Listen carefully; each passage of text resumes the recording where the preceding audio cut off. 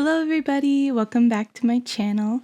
My name is Kate, this is Diamond Painting and Dr. Pepper, and today I'm coming at you with a belated WIP and chat. This was supposed to be up on Sunday, but things have just been pretty busy this week, so I wasn't able to get it up then. We are working on I'm Here for the Food by Mrs. Butter D, and as you can see, I've already started the section. It's a little bit bigger of a section than my previous ones I've been working on just because of where the perforated plastic cover was divided and the way that I was on a corner. So I started it before I started the WIP and chat, just so you guys wouldn't have to see me just do an entire block of color blocking for the most part. So when I have a section like this that's all one color, I love doing little patterns with my multi-placing, and so that's what I've done here, and now I get to go in and fill all of the lines up, which is my favorite part. So yeah, I'm gonna go ahead and get started. I'm using a pen from C'est Plus Beau Autour. It's gorgeous and it smells like cinnamon, and bubblegum Muni Made tray. And yeah, I'm just gonna get right into it here. I hope you guys have had a great week. I definitely had a great week.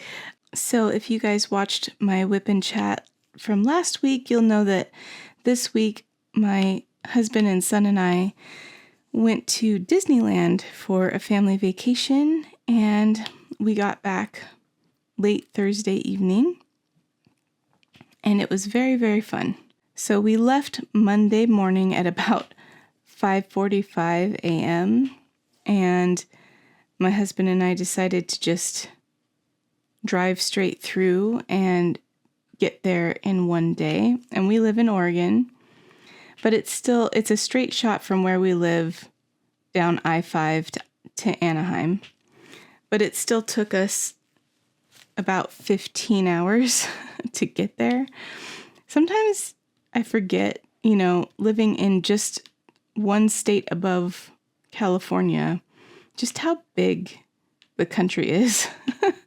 So it took us 15 hours on a straight shot with, stopping for bathroom breaks and stuff like that.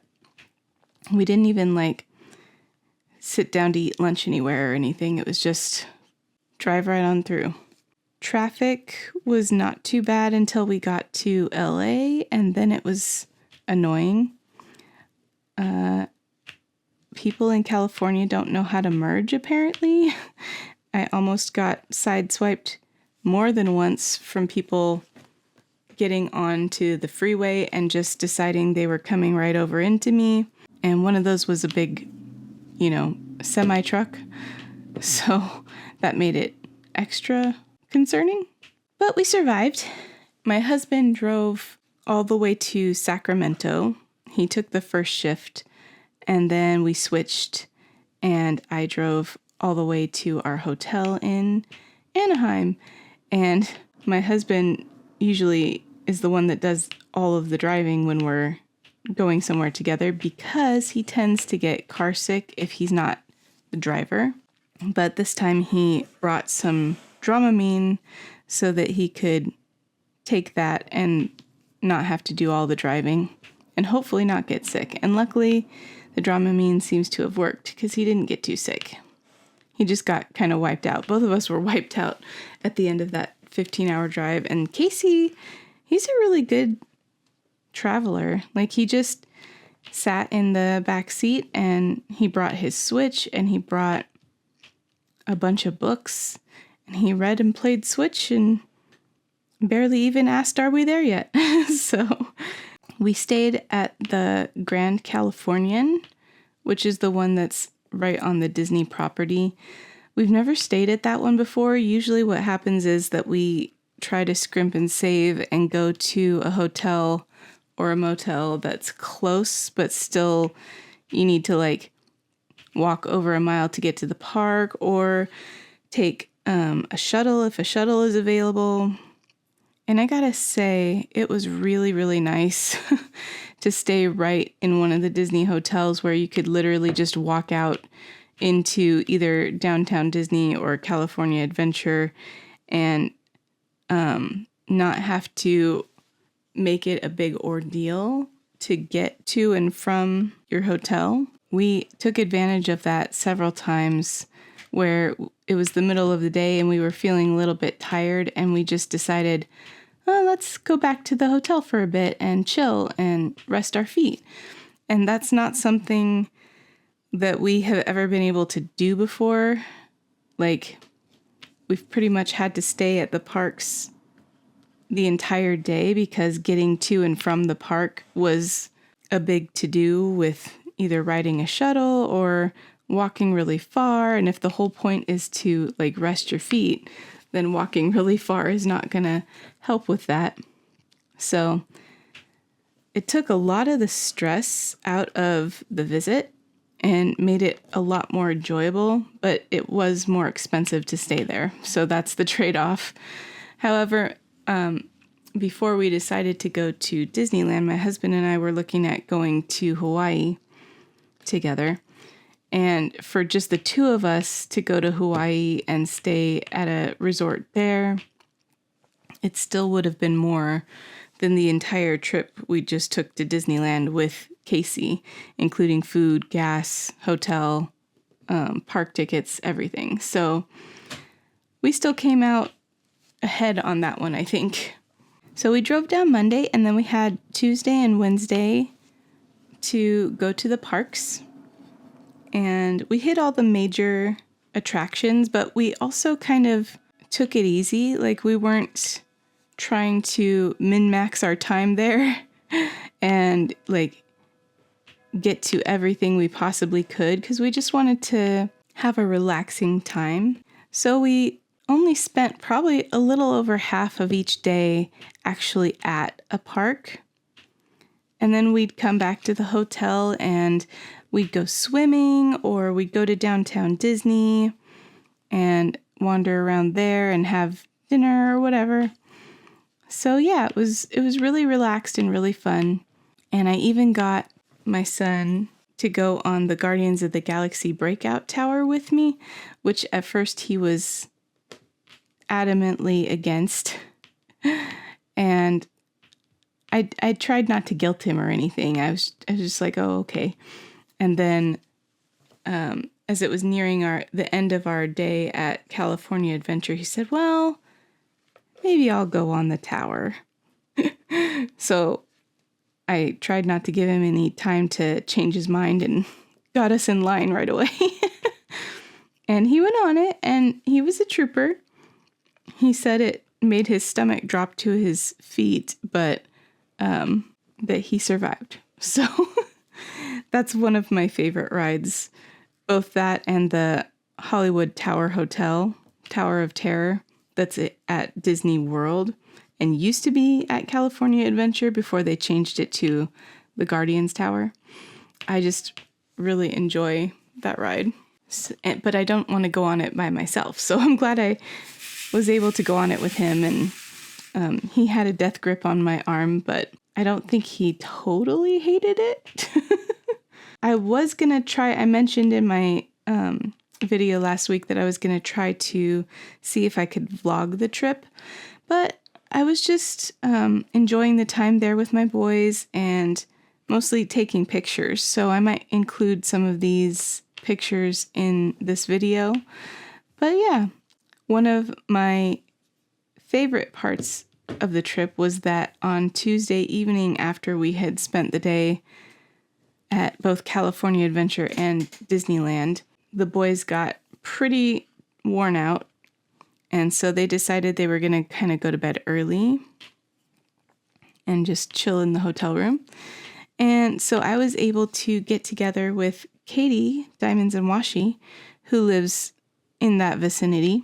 And we spent the entire night just sitting at her house and chatting. And it was wonderful. It was really relaxing and much needed on my part. I don't have a whole lot of friends close to me.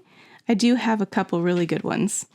But Katie is one of my best friends, and it's always really nice to catch up with her in person.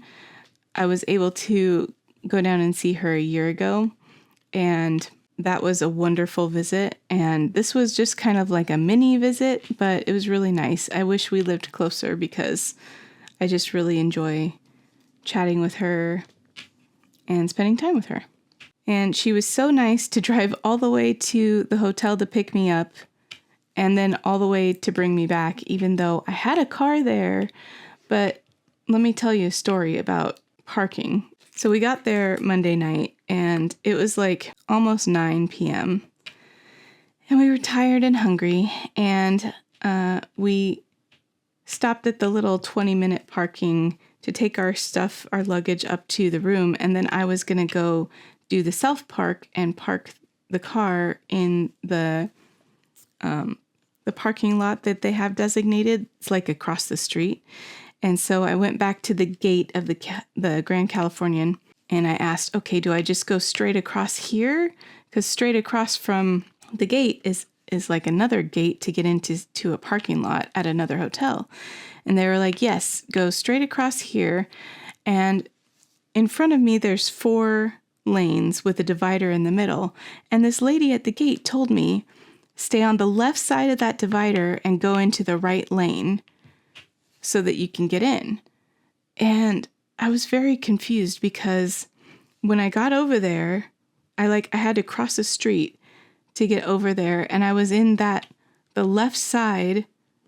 So like if there's 4 lanes in front of you, I was in the second lane because she said to go to the left of the divider and be in the right lane. So to me, that means the second lane.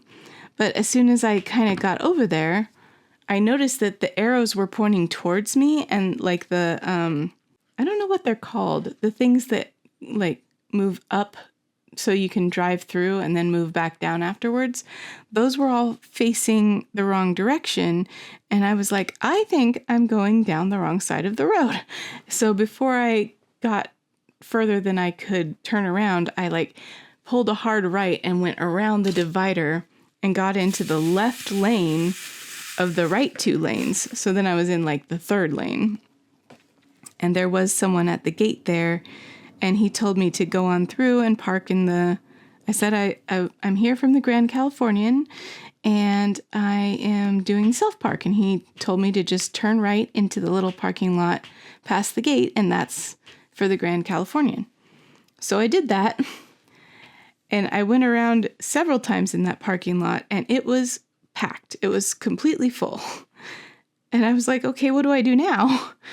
So I called my husband, who was still in the lobby of the Grand Californian waiting for me, and asked him to ask the front desk, hey, what do I do if the parking lot's full? So he asked the front desk, and they said, oh, okay, just come on back to the Grand Californian and the valet will take care of it. So I was like, okay. So I went back to where we had started, to the Grand Californian, and talked to the valet person and said, hey, the parking lot was full, and they said to come back here and tell you, and that you would know what to do and you'd take care of it. And he was like, oh, well, they should have sent you to the backup parking lot, which is down the street.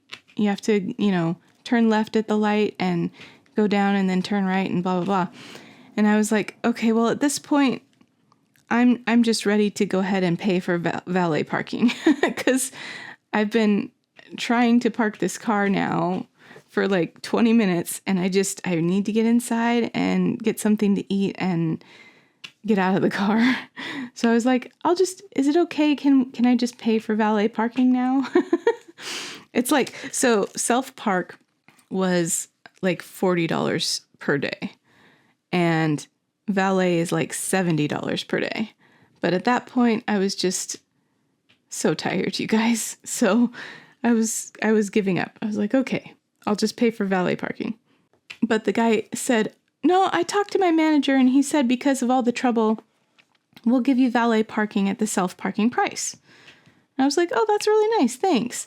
So he took the car and valet parked it, and I went in and had some dinner at the lounge with my boys, and it was nice. I'm skipping ahead a bit to the end of our vacation to tell you what happened. When we got back home, we saw a charge come through on our card for not only self-parking, but also valet parking. So not only did they just not give us the self-parking price and do valet for us, they charged us for both self-parking and valet parking. And so when we got back, I had to call the hotel and talk to the business office and be like, no.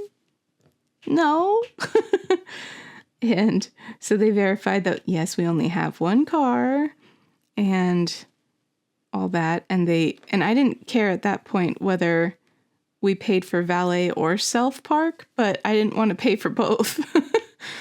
So they were able to reverse the charges and charge us the correct amount, luckily. But yeah, that was just a whole issue that we had to deal with. So that being said, I have never really valet parked anything at a hotel before. And so when it was time to visit with Katie, I probably could have taken my car and driven to where she lives. However, I wasn't really sure on the etiquette of valet as to like, do I have to pay again if I like have them bring me the car and then drive away and then come back and have them park it again? Am I supposed to be tipping each time? Like, I don't know these things. And I wasn't super comfortable with my experience driving in LA. And so just all these things were combining to make me very anxious about driving my car to see Katie. And I felt really bad about it because, yes, I am a grown adult and this should not cause me as much anxiety as it does.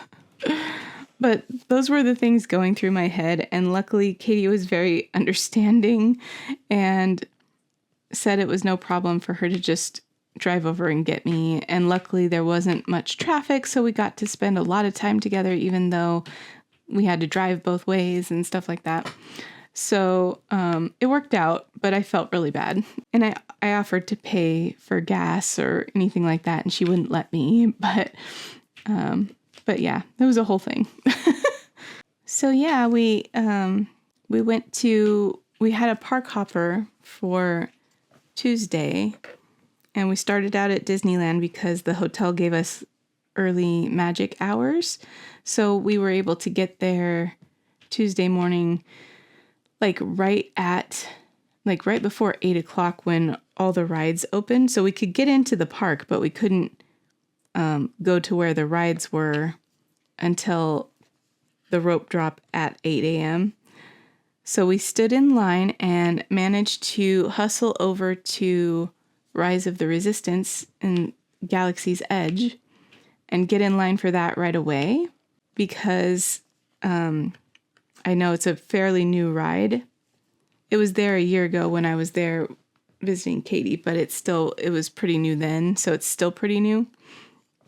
And I knew it was very popular, and I really wanted Casey and Matt to be able to experience it because it's such a cool ride, especially if you go into it not knowing what it's about or anything about it, which they didn't know anything about it.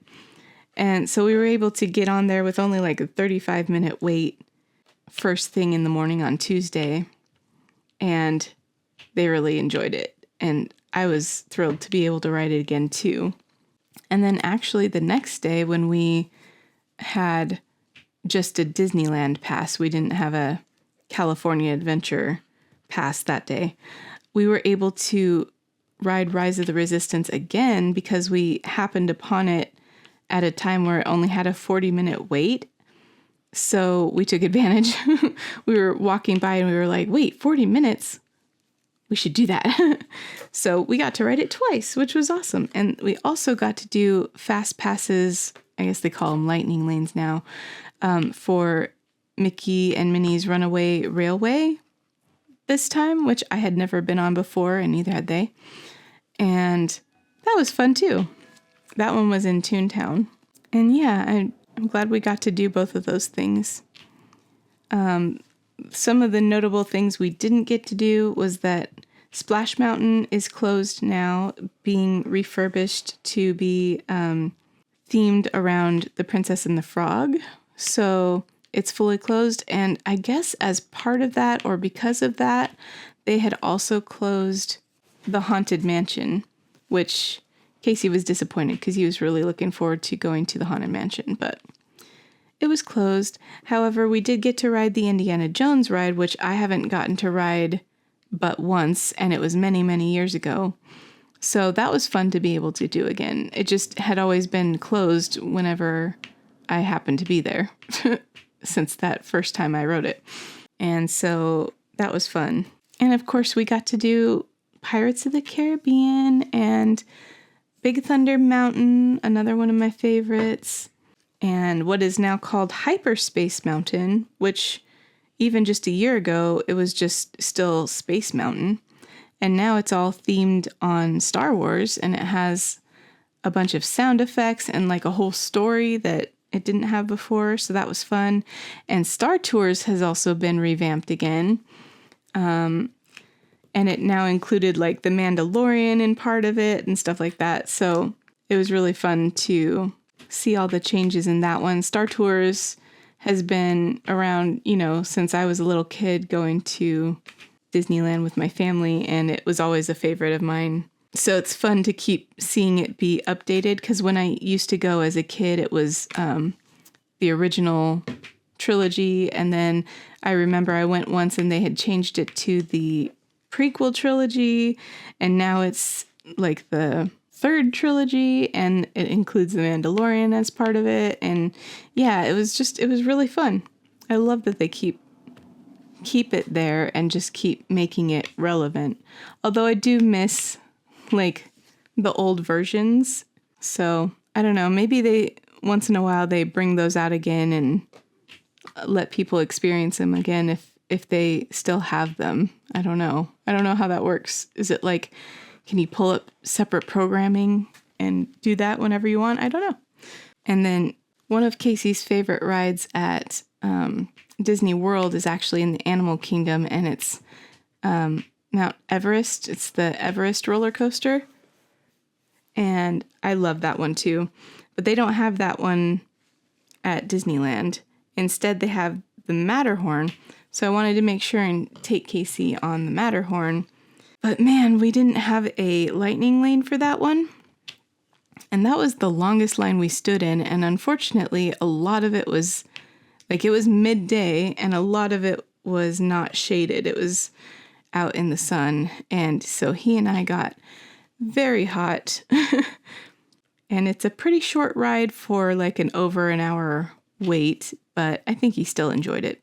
I didn't know, this has never happened to me before at Disney, but as we were getting in line for the Matterhorn, they brought us like a little lanyard with almost looked like a debit card at the end. And they were like, "Do you know what this is about?" And we were like, "No." But apparently they give it to you and you keep it with you during the time you're in line, and then you give it to the attendant at the end of the line as you get on the ride. And I guess that's how they know how long your wait was. And so they can like update the wait time on the ride and everything. So we got to be the bearers of the wait time card for a while. So that was fun. And then, yeah, at California Adventure, we didn't get to do the Radiator Springs Raceway because they don't have like lightning lanes for that one other than the one that you pay per person for. And we just didn't feel like spending $60 to go into the lightning lane for that ride. So we didn't do that one, but we did do web slingers, which none of us had ever done before. And my husband like figured out how to work that thing right off the bat and outscored Casey and me it seemed almost effortlessly, but we beat all the bosses at each level and stuff, so that was fun. And then on Wednesday night, we ate dinner at a place in downtown Disney called like the New Orleans Jazz Kitchen, and it had live music and really, really good food. My husband had like a chicken sandwich, but he said it was just extremely flavorful, like not your average chicken sandwich.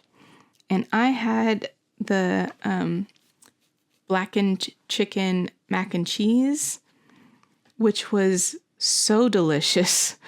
I don't know if it was the cheeses they used or what, but it was just extremely tasty. And Casey got a burger, and he said it was like not your average burger either. So just all their food was really good. It was expensive, but also one of the places, like everything around there is expensive, but for this particular place, it actually felt like it was worth all that extra money, unlike some of the other places we went to, which were expensive just because it was Disney. You know what I mean? So we had a really good time. That's one of the reasons, though, that I really like going on a Disney cruise versus going to like the Disney parks, is because you don't have to worry about where you're gonna eat your next meal and how much it's gonna cost and whether there'll be something that everybody will like, because it's all included in the cost of the cruise. And if you don't like something, you can order something else at no additional cost. And it's just, I don't know, it kind of elevates the experience. And there's nothing quite like a Disney cruise. I haven't actually been on any other kind of cruise other than a Disney one. And I don't know if it would be as nice or not, because I haven't done it. But I can say that the Disney cruises are still like the epitome of the coolest vacation I've ever been on. Although we did have a lot of fun at Disney. And I'm so grateful that we got to go and that Casey was with us, and yeah, that we got to have that time. The driving was rough. I don't know if we would do it again the same way, and like try to beast it out in one day each way, because that was a lot. But it's one of those things where if you don't do that, if you like split it up, then you have to take extra vacation time just for the driving. And that's kind of a bummer. And then the other option is to fly, and that's just more expensive. And also, it's really one of the things I really enjoyed about this trip was not having to worry about how much I was packing or how large the souvenirs are that we purchased, because I didn't have to worry about taking it on a plane. So Casey got to build his own lightsaber, and we didn't have to worry about how to get that back home because we were just driving. So there's pros and cons, but the driving is part of the fun too, is just spending that much time in the car listening to music and stuff like that together. I did a lot of listening to my audiobook when it wasn't my turn to drive. I had like my headphones in, and I was listening to Red Rising, which I started talking about in last week's video. I wasn't having an easy time getting into it, but now I'm 77% of the way through, and I'm into it now. Like, I'm invested and I want to see what happens. It's not 100% my favorite type of book. There's definitely interesting things to it. It reminds me a lot of the Hunger Games, actually, except in like a futuristic space setting instead of a futuristic, like post-apocalyptic setting. But it's interesting, and I'm curious to see what'll happen. I have heard it's amazing and mind-blowing, and so far I'm not finding it amazing or mind-blowing. It's just kind of gruesome and just not my favorite style of storytelling, but maybe it gets better with future books too. I'd probably be willing to read more books in the series, or at least try the next one and see what I think before deciding, because it's not awful to listen to. And I will say the audiobook narrator, who I did finally manage to get up to ×2 speed on and be able to understand what he was saying, he's really, really good. He does, so the main character's natural accent is portrayed as like an Irish accent. So all the narration and internal dialogue, because the story is told in first person, so all the narration and internal dialogue is done in that Irish accent. But then the narrator often changes accents to a variety of other ones that represent the society that they're in, and he just does it seems like effortlessly, and it sounds really good. Like he's really good at those accents and the performance of it all. So that part I'm enjoying a lot. But yeah, I'm hoping to finish that book this week, and then I don't know what I will do after that. I'm still reading The Way of Kings and trying to figure out what I'm going to do about the read-along, because when I got back from my vacation, I've just been working ever since, so to try and catch up. So I took 4 days off, but I worked the weekend before I went, and I worked this weekend, which is part of why this video is going up late. And I'm still pretty behind just because there's a lot going on. So I don't know when I'll be able to get back to filming videos on like my regular schedule, but I'm hoping soon. I'm trying not to stress out about it too much, because this read along and my channel as a whole are just like hobbies for me that I'm trying not to let overtake my mind with worry about whether I'm doing it right, or whether I'm not consistent enough and stuff like that, because it's not like I'm trying to grow this channel really big or anything like that. I mostly just want to hang out with you guys and not have it overtake too much of my life as far as how much I'm worrying about it. Like, I want it to be fun. That's kind of the goal for me, is to have fun with this. I've done YouTube for since 2008, really. Some on and off, but almost consistently for that whole time I have been doing some kind of YouTube, and I really enjoy it. I don't think I would have been doing it this long if I didn't, but I do tend to like let it get to me a little bit as far as whether I'm doing a good job at it and whether I'm letting people down and stuff. And I just don't think it has to be that deep. Like, people understand if, you have a life outside of making YouTube videos and stuff, if it's not your main thing. And I'm not sure how much people even notice if you don't post when you usually do, that kind of thing.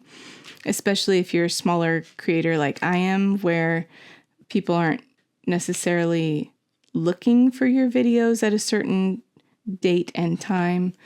I just don't think it's as much of a big deal as I sometimes try to tell myself it is in my head. And so instead of getting super anxious about it and then feeling dejected when I don't do it right, and then not wanting to do it at all because of that, I'm trying to just let myself relax and do it when I can, because it's fun. And so, yeah, that's the outlook I'm trying to have. I just tend to take things too seriously a lot of the time. And when it's just something you're doing in your spare time for fun, I don't think it necessarily has to be taken to that level.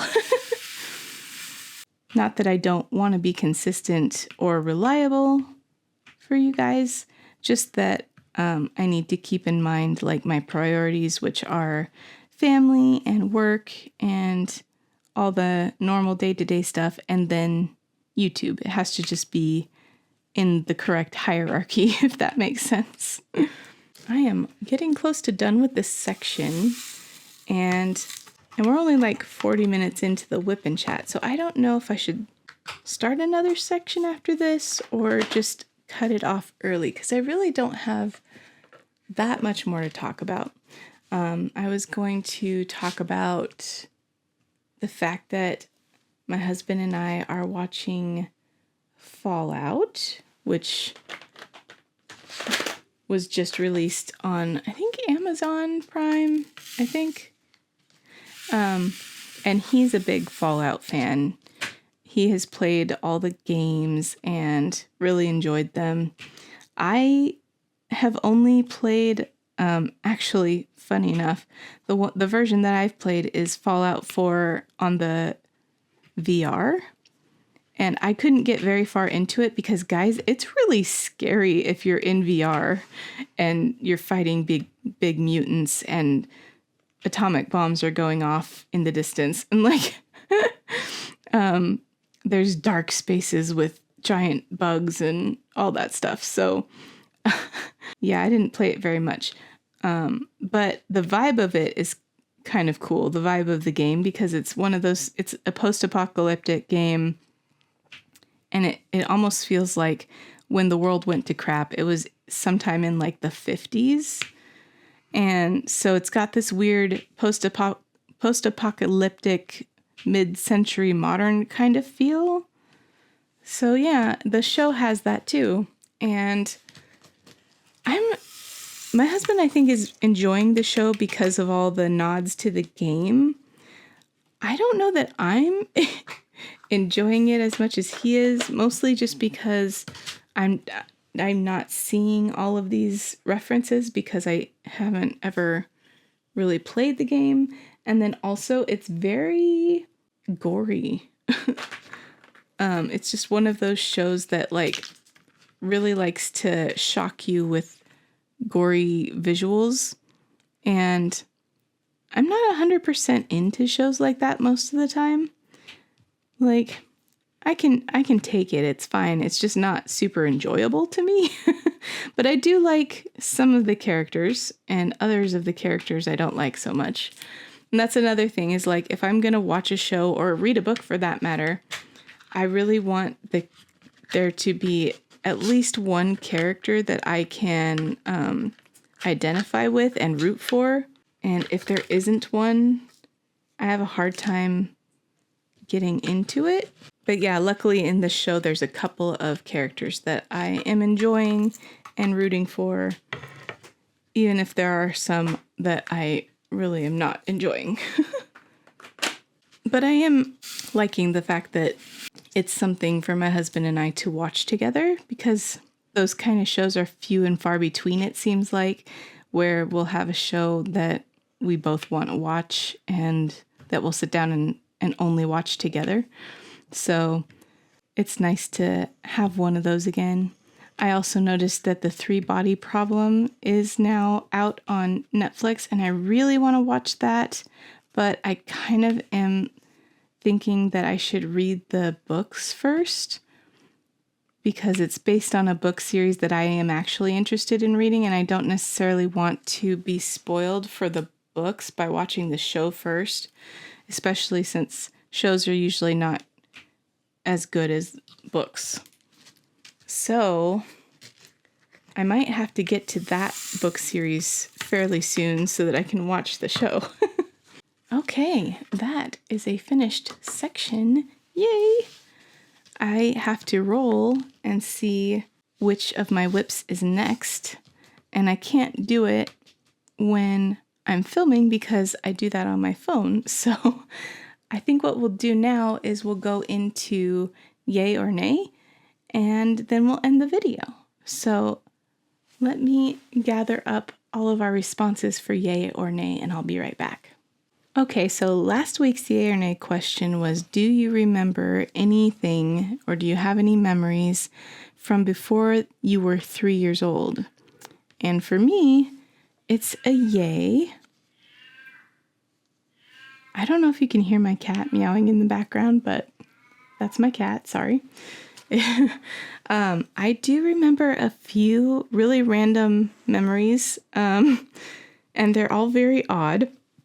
I remember tripping over my great-grandma's step at her house and her being inside the house greeting us saying, "Oopsie daisy."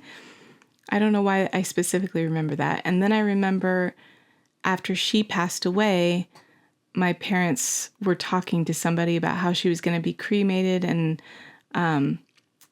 I don't know why, but they told me what that meant. And then I remember having a dream that she was going to get folded in half and stuck in an oven, because that's how my little brain kind of translated that explanation of what a cremation is. And then I remember my family cat having kittens, and she was licking her kittens to clean them. And I remember feeling sad for her that she didn't have a mommy cat to lick her and clean her. So I thought, I will do it. So I licked the cat. So yeah, that was some of my memories. I have a couple other ones too. I guess they're kind of weirder even than those. I remember it being the middle of the night and I had sneaked a piece of gum from my mom's purse, I think. And it was one of the stick kinds. And I was in the bathroom, don't ask me why the bathroom, tearing this strip of gum into little pieces and putting each piece on the closed toilet seat and then eating them one by one. I don't even know if I swallowed or if I was just chewing them, but I clearly remember that. I was a weird kid, you guys. Okay, so for you guys, as far as whether or not you all remember things before the age of 3, the nays actually have it this week with a count of 7-3. 7 of you responded that you don't remember any specific memories before the age of 3, and 3 of you do remember some things. We have 80s Chick with Glasses, awesome name by the way, says, I do have a memory at the age of 3, but I also think because they were significant or triggered by other senses.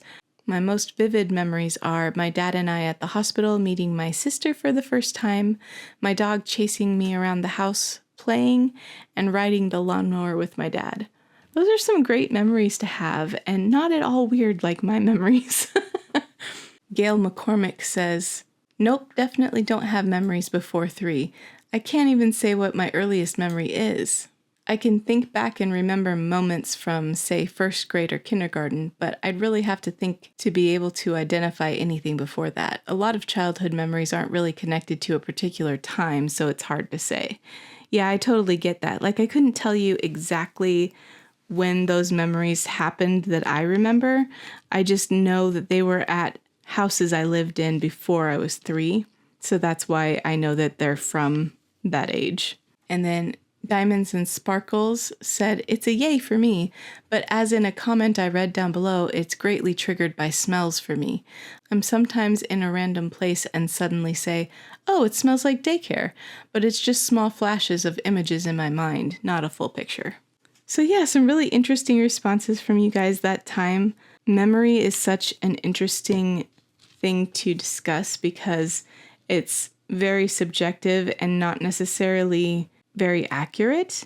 Like, I can tell you I remember these things from my childhood, but I'm wondering if my parents remember them and if they remember them differently, or maybe they've told me these stories in the past when I was younger about what I used to say and do, and that's what I'm remembering. So who knows? Memories are interesting. As for this week's yay or nay question, do you have any phobias? Yay or nay? And then if you want to share, let us know what those are if you do. and I will look forward to talking about that in next week's video. Thank you all for being here and putting up with my random schedule lately for uploading. I appreciate you taking the time to watch and chat with me. I hope you all had a great week, and I will see you in my next video. Bye, everybody.